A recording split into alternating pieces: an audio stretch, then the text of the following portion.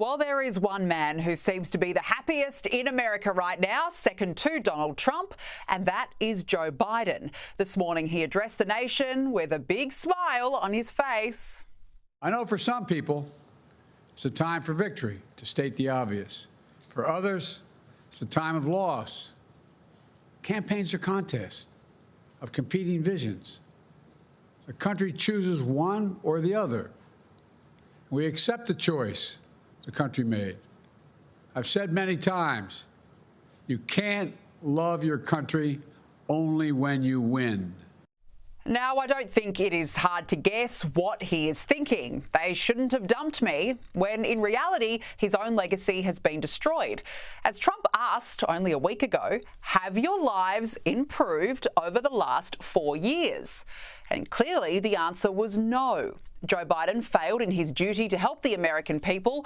All the while, he was sinking into a potato as his cognitive decline gaslit the nation. Joining me now is Sky News contributor Bo Davidson. Bo, thank you so much for joining me. How much will the Joe Biden era fade into insignificance now? I mean, the Democrats were completely destroyed by Donald Trump. What does this mean for Joe Biden's legacy? I think Biden will be remembered as an atrocious president. I think he'll be remembered as the president of inflation, of an unforgivable Afghanistan botched withdrawal, the president of a leaky border, of immigrant crime, of domestic crime, and frankly, a son whose escapades would make the Marquis de Sade blush. I think also, though, Danica, that he should be remembered for the demise of the Democrats. This was the beginning of their nosedive, that they caused this. So Joe Biden's legacy will be tarnished not just by Donald Trump. I mean, sure, he pretty much ended his political career, but in truth, it wasn't Trump that was his undoing.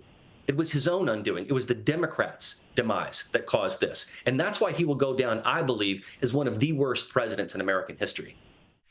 Look, absolutely. Now, you and I have spoken a lot about Kamala Harris relying on vibes, TikTok likes, dancing and celebrities to get her over the line, and it failed. And now celebrities are turning on each other. Many within the Democrats believe actor George Clooney is to blame for doing serious damage to the left. Bo, who would have thought that the rich elites didn't appeal, after all, to middle Americans doing it tough? Well, look, Clooney was right that Joe Biden wasn't the right candidate to lead them. That's true. But when he put his support behind Kamala Harris, that was detrimental. But let's be clear, it wasn't just George Clooney that's to blame. I mean, you can point one finger at him. It was the DNC. It was the media. It was the Hollywood elites. And it was some Republicans. Think about the Cheneys, Liz and Dick Cheney. They're to blame, too. They put their money behind the wrong candidate. And no amount of hatred for Donald Trump could make Kamala Harris a better candidate. But here's the thing, too, Danica. Democrats lost the middle class. They lost touch with the middle class. They lost touch with the working class. Donald Trump went to those areas. He went to those small cities across the flyover states. He listened to them. He listened to their concerns about the economy and about inflation. And because he listened to them and spoke to them, they voted for him. It's just that simple.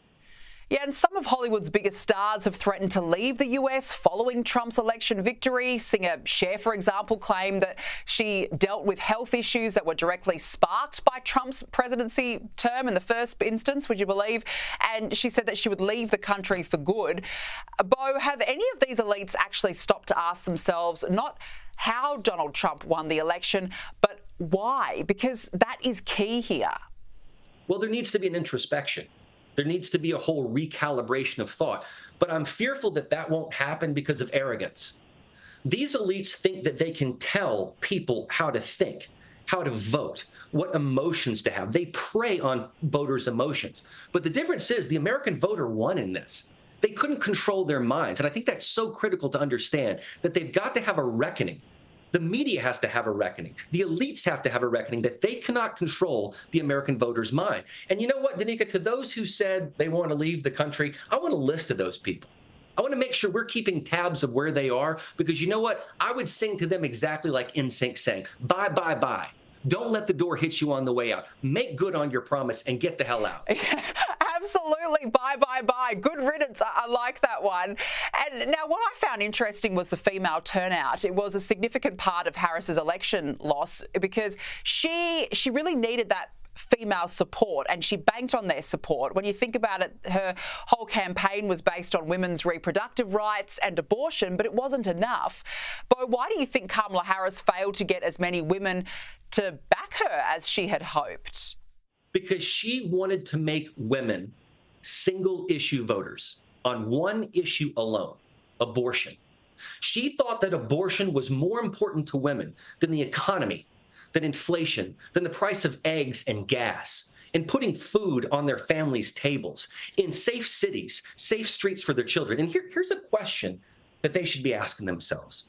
Does the average American woman want to have a family, or do they want to abort a family? That's the question they have to ask themselves. They guessed it really, really wrong. And that's why Donald Trump won the support of most suburban women, for that reason alone. If she thought that they were so monolithic, she really, really, really pandered to women, and in a bad way, and thought that they were single-issue voters, and they weren't. And I just got to say this too, Danica. Just today, Donald Trump appointed the very first female chief of staff in American history. So for all this identity politics and saying that Donald Trump is a misogynist, BS. Look what he did. Actions speak louder than words. Now, we saw something during the campaign that we've never really seen before, and that was the influence of podcasts.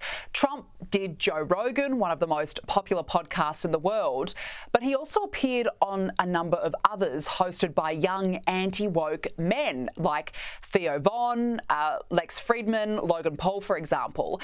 And Bo, this is quite interesting because all these men, I guess, speak to a crucial part of Trump's base of less educated young men, but who are disaffected with progressive politics. Was this a secret weapon for the campaign?